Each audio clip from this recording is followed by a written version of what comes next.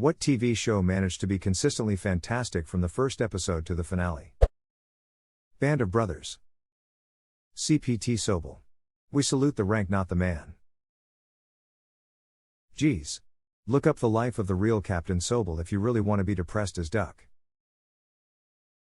In 1970, Sobel shot himself in the head with a small caliber pistol in an attempted suicide. The bullet entered his left temple, passed behind his eyes, and exited the other side of his head. Both of his optic nerves were severed by the shot, leaving him blind. Soon afterward, he began living at a VA assisted living facility in Waukegan, Illinois. He died there of malnutrition on September 30, 1987. No memorial services were held for him. George Lewis meanwhile had a funeral attended by hundreds of people. Got a penny? It says there that the Germans are bad. Tonight is the night of nights. Chernobyl. Perfect television. Especially the addendum about their changes to the actual history. I would love more supplemental material like that after a historic series. You're in luck, there is a 5 to 6 part podcast of exactly this. Includes Jared Harris. It's like an extended director's cut, audio, podcast episodes are cinched to the show. Over the Garden Wall. Rome was unfortunately cancelled after 2 amazing seasons. Rome wasn't cancelled in a day. All posts lead to Rome. Faulty Towers. Full episodes are available on YouTube.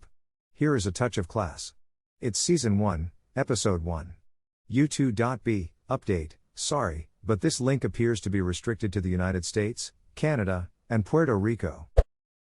I really enjoyed Mindhunters. Pretty big into suspense, drama crime type shows, so this blew it out of the water for me. I'm horribly disappointed we won't see the BTK storyline finish, but it was so good. What We Do in the Shadows.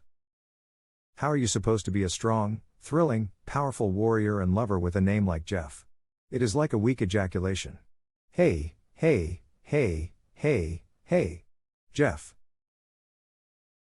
Jesk. Pushing Daisies was a really fun and pretty show. A victim of the writer's strike. That show was so lovely and charming. I like how the pie maker tried to take over a galaxy with an infinity stone. Freaks and Geeks. And they cancelled it. Spaced. Party Down. I answer the same way every time this question comes up, like twice a week, and it seems like I'm the only person who watched it. Magic School Bus. Blackadder. £1 million, Baldrick. What would you do with £1 million? Well, I suppose I'd buy a really large turnip. Dead Like Me, excluding the movie. Better Off Ted. At Viridian Dynamics, we make everything better. We're sorry. You're welcome. Mr. Rogers' Neighborhood. Flight of the Conchords. The Motherflippin'. Hip Hop Epidemus, my lyrics are bottomless silence. Did Steve tell you that perchance? Steve. Deadwood, you cocksuckers. Ian McShane's Al Swearingen made the whole show. Just brilliant. Justified. The best bad guys ever. Duck yeah. Walton Goggins is still my favorite villain of all time. I rewatched recently, and I kinda like him more than Raylan. Not seen Justified, but may have to watch it on the strength of Walton Goggins. I loved him in The Shield. Goggins was meant to be the season 1 overarching bad guy only. One and done, so to speak. Man was in every episode, I believe, of all the seasons. They did, after all, dig coal together. Sopranos was pretty consistent. The Expanse series was once covered in ice, enough water for 1,000 generations, until Earth and Mars stripped it away for themselves. The Expanse Season 1 on Prime Video. Edit. Thanks for the awards, guys. Edit 2. I'm gonna leave a different quote here to sell new viewers on the series. Hopefully it'll help introduce the content. The first season of True Detective with Woody Harrelson and Matthew McConaughey. Also, Band of Brothers. Dirk Gently's Holistic Detective Agency. Almost Human. Carl Urban and Michael Ealy. It was a duckin' badass show, kinda early era cyberpunkish Blade Runner type world where cops had iBots as partners. Unfortunately got cancelled by Fox and left the story wide open for future seasons, but the last episode was bittersweet. Travelers. This show is amazing, yet I barely see any mention of it anywhere. Gravity Falls. 10 years later, still one of my favorites. Ozark. So far. Still have 7 eps left. Coupling. Dairy Girls. Brooklyn 99. Breaking Bad. The only episode that had no right to exist was the Fly episode, but it's a good episode nonetheless. It's about exploring Walter's psyche and his regrets. This was one of the last times in the series where Walter genuinely felt remorseful about his actions, and the comedy in that episode was ducking amazing. For me, it's an episode that has no right to exist and has no right being as good as it is. Also, the reason it actually existed was, they had their budget slashed but had to have 13 episodes to fill a season, so they made the Fly episode to do that. Better Call Saul, which is a spin-off prequel of Breaking Bad, is just better than it in almost every way. It has taken the place of the greatest series ever in my mind. It is so fucking magnificent. It's Always Sunny in Philadelphia. Schitt's Creek. You're the worst. Fight me about it.